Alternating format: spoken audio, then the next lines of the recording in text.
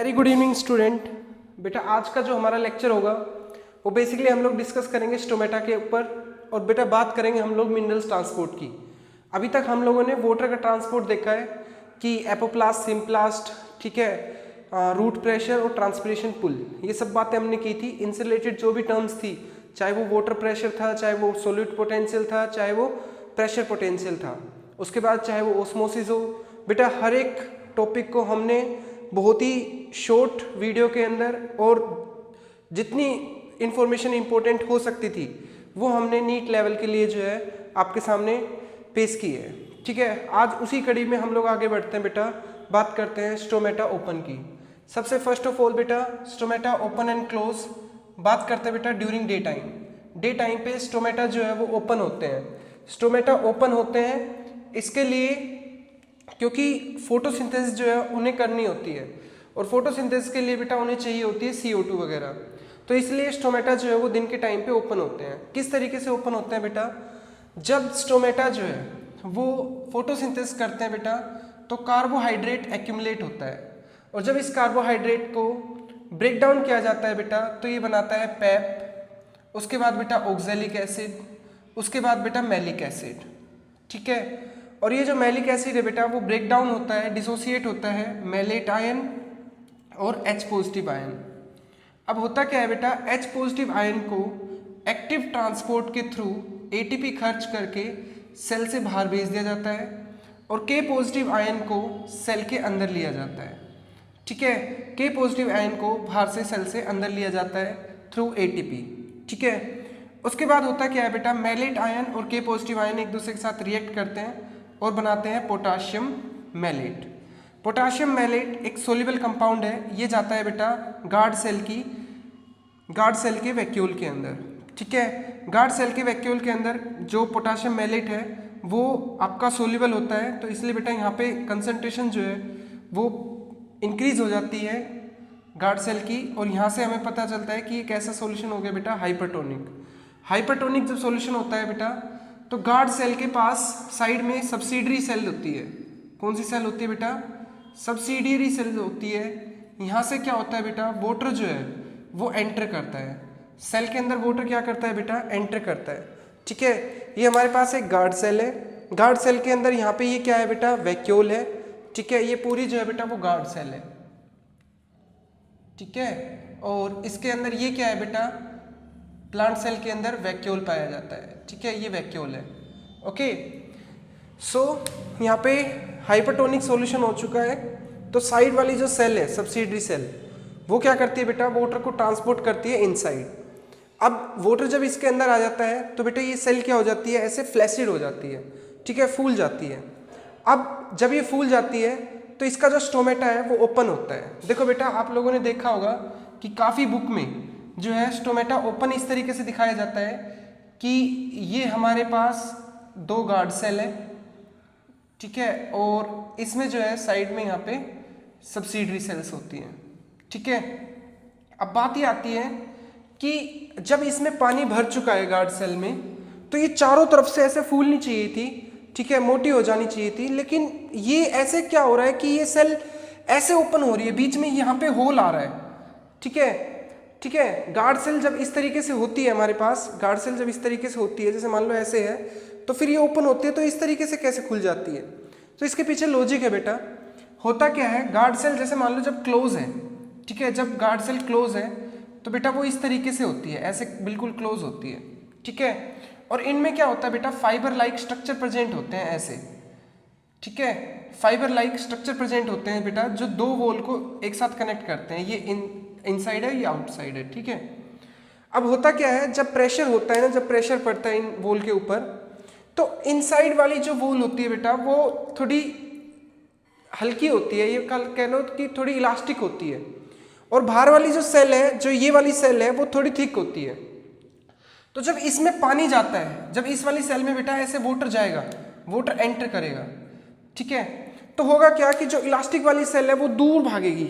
ठीक है, वो फूलेगी इस तरीके से, और उसके साथ क्या है बेटा, थ्रेड लाइक स्ट्रक्चर है, धागे लाइक स्ट्रक्चर है, जो कि इस वाली वॉल को भी ऐसे पकड़ के खींचेंगे। तो होगा क्या बेटा, ये वॉल इस तरीके से ऐसे पीछे की तरफ खिंच जाएगी इन थ्रेड की वजह से। और ऐसा ही होगा बेटा इस वाली वॉल में, जब ये वाली वॉल इस तरीके से जब बाहर की तरफ जाएगी तो इस वाली वॉल के ऊपर प्रेशर लगेगा और ये क्या हो जाएगी बेटा, इसको इस तरीके से ओपन कर देगी। ठीक है, तो इस तरीके से हमारे पास एक स्टोमेटा जो है वो ओपन होता है। ठीक है, जब इनके अंदर वाटर जो है वो एंटर कर जाता है, और ये जो है वाटर का पूरा मैकेनिज्म है कि वाटर एंटर कैसे करता है। गार्ड सेल टर्जिट, टर्जिट का मतलब ये है कि पूरा भर चुकी है गार्ड सेल। ठीक है, अब ये बात थी बेटा दिन के टाइम पे, क्योंकि उस टाइम पे हमें CO2 को जो है वो एंटर कराना है। लेकिन रात के टाइम पे क्या गार्ड सेल के साथ क्या होता है और किस तरीके से वो काम करती है। रात के टाइम पे स्टोमेटा जो है वो क्लोज हो जाते हैं। अब इसमें क्या चीज़ जो है वो होती है, फोटोसिंथेसिस नहीं होती बेटा रात को। अगर फोटोसिंथेसिस नहीं होती तो कंसंट्रेशन जो है CO2 की वो ज़्यादा हो जाएगी, और जब कंसंट्रेशन सेल के अंदर ज़्यादा हो जाएगी गार्ड सेल के अंदर, तो होगा क्या बेटा, H2O और CO2 ऐड करके रिएक्ट करके H2CO3 बनाते हैं कार्बोनिक एसिड, जिसकी वजह से बेटा एक हार्मोन एक्टिवेट होता है अबेस्किस एसिड। इसकी वजह से क्या होता है बेटा, H+ आयन जो दिन के टाइम पे बाहर गए थे सब्सिडी सेल में, वो बेटा अंदर एंटर कर जाते हैं। और होता क्या है, जो पोटाशियम और मैलेट का जो कॉम्प्लेक्स बना था, पोटाशियम मैलेट का जो कॉम्प्लेक्स बना था वो ब्रेक हो जाता है मैलेट आयन और पोटाशियम आयन में। और ये जो मैलेट आयन है ये H+ के साथ रिएक्ट करके क्या बनाता है बेटा, मैलिक एसिड बनाता है। और ये मैलिक एसिड जो है वो कन्वर्ट होता है बेटा स्टार्च में, और ये स्टार्च जो है बेटा वो इनसोल्यूबल होती है। कैसी होती है बेटा, स्टार्च इनसोल्यूबल होती है, इनसोल्यूबल होती है बेटा स्टार्च। अगर स्टार्च इनसोल्यूबल है तो होगा क्या कि यहाँ पे कंसंट्रेशन जो है गार्ड सेल के अंदर कंसंट्रेशन डिक्रीज हो जाएगी। जब कंसंट्रेशन डिक्रीज हो जाएगी तो यहाँ पे वाटर पोटेंशियल जो है बेटा वो ज़्यादा हो जाएगा और बाहर वाटर पोटेंशियल कम हो जाएगा। इस वजह से पानी जो है बेटा साइड में जो सब्सिडरी सेल है उसके अंदर चला जाएगा, पानी जो है अंदर से बाहर चला जाएगा।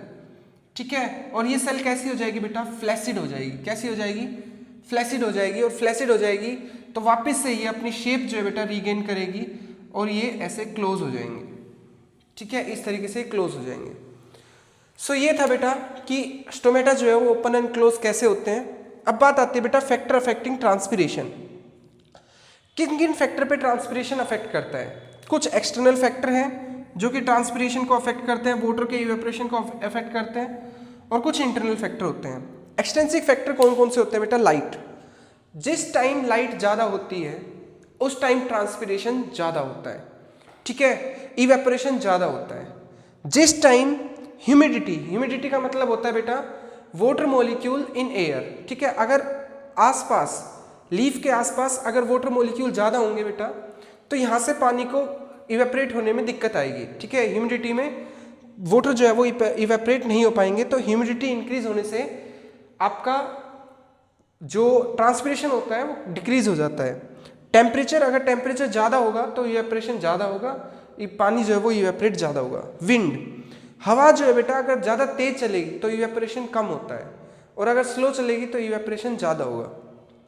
इंटरनल फैक्टर कौन कौन से इंट्रिंसिक फैक्टर है जो कि इनकी वजह से, प्लांट की वजह से अफेक्ट हुए हैं। जैसे स्टोमेटा, अगर बेटा नंबर, स्टोमेटा के नंबर अगर कम है तो ट्रांसपिरेशन कम होगा। अगर बेटा डिस्ट्रीब्यूशन लेस है, ठीक है, अगर जैसे मान लो अपर सरफेस और लोअर सरफेस पे डिस्ट्रीब्यूशन अलग अलग तरीके का है, वो भी अफेक्ट करता है।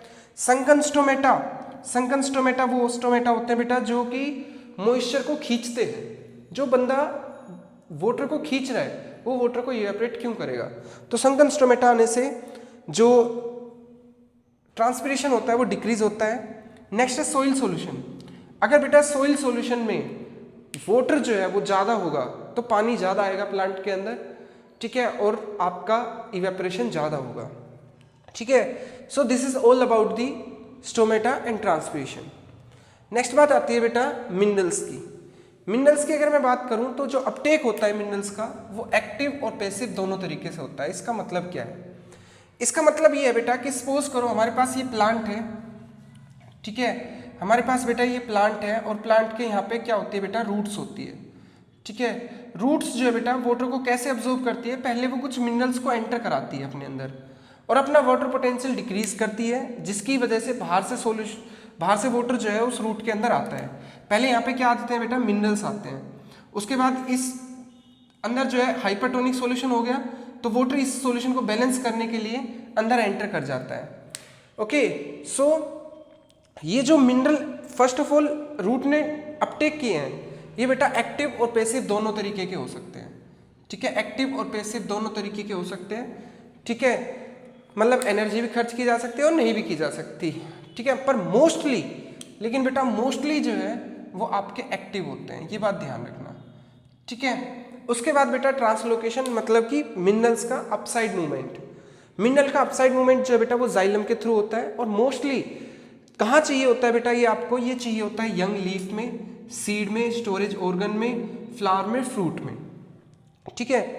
अब जो मिनरल्स होते हैं वो काफ़ी तरीके के होते हैं, जैसे मोबाइल वो मिनरल्स होते हैं जो कि ट्रांसपोर्ट हो सकते हैं एक जगह से दूसरी जगह पे, अगर ओल्ड लीफ और न्यू लीफ है तो। बेटा होता क्या है, जैसे सपोज करो ये हमारे पास ओल्ड लीफ है और ये हमारे पास न्यू लीफ है, ठीक है। जो ओल्ड लीफ होता है बेटा वो आपका, जैसे सपोज करो वो प्लांट से गिरने वाला है, तो होता क्या है कि वो कुछ मिनरल्स को अपनी जगह से दूसरे न्यू लीफ में भेज देता है। वो मोबाइल आयन होते हैं हमारे पास, मिनरल्स होते हैं जैसे नाइट्रोजन, फॉस्फोरस, पोटाशियम और सल्फर। इमोबाइल में हमारे पास आता है बेटा कैल्शियम, इमोबाइल में हमारे पास कौन सा आता है, कैल्शियम। और भी कैटेगरी होती है जैसे इनऑर्गेनिक, इनऑर्गेनिक के फॉर्म में हमारे पास नाइट्रेट, नाइट्राइट आएंगे, और ऑर्गेनिक के फॉर्म में हमारे पास फॉस्फोरस वगैरह आते हैं, ठीक है। So this is all about the stomata and minerals.